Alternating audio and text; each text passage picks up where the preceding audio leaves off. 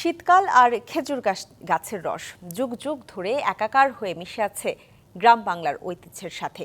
শীতের আগেই গাছগুলো পরিপাটি করে তৈরি করা হয় রস সংগ্রহের জন্য। এই কাজে নিয়োজিতরা পরিচিত গাছি নামে। তাদের সংগ্রহ করা রস থেকে তৈরি হয় অনন্য স্বাদের গুড়। গুণগত মান ভালো হওয়ায় নওগাঁয় বাড়ছে এই গুড়ের চাহিদা।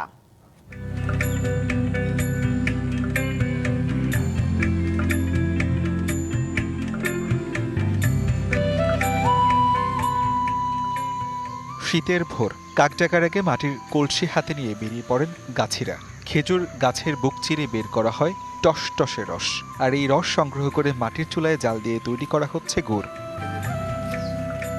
নওগাঁ শহরের সমবায় অফিস চত্বরে প্রায় 50 বছর ধরে খেজুর রস থেকে গুড় তৈরির কাজ করছেন গাছি মুজিবুর রহমান।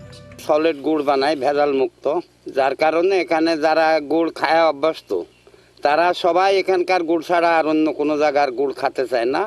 যার কারণে এখানে গুড় অনেক টাইমে লোকে পায় না, এসে ঘুরত যায়, আবার পরের দিন লাই। সদর উপজেলা সহ মহাদেবপুর, বাদলগাছি, মান্দা ও রানীনগর এইসব অঞ্চলের একই চিত্র। শীত এলেই ব্যস্ত হয়ে পড়েন গাছিরা। টানা 3 মাস ধরে চলে রস সংগ্রহ আর গুড় বানানোর এই মৌসুম। আমরা বেলা 11টার থেকে শুরু করে গাছ লাগানো, মানে গাছে হাঁড়ি পাতা, সারা রাত ধরে ধরেন এই আসরে আজান পর্যন্ত গাছ লাগাই, 5টা পর্যন্ত। রাত 3টার কালে ওইটি গাছে থেকে রস নামালে আসি কড়ের ঢালি। হার্টের যত্নে বিশ্বসেরা ক্যানোলা তেল এখন বাংলাদেশে। কড়ের ঢালার পরে 3 ঘন্টা 2.5 ঘন্টা জাল করি। গুণে মানে উৎকৃষ্ট হওয়ায় তার গুড়ের সুনাম ছড়িয়েছে শহরময়, আর তাই বাড়তি দামেও কিনতে আপত্তি নেই ক্রেতাদের।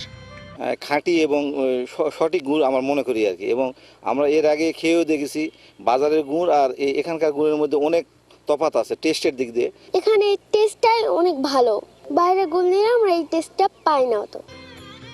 একদিকে খেজুর গাছের রস থেকে গুড় তৈরি করে জীবিকা নির্বাহ করছেন এই অঞ্চলের গাছিরা, অন্যদিকে বিশুদ্ধ ও সুস্বাদু গুড় পেয়ে খুশি এই এলাকার মানুষ।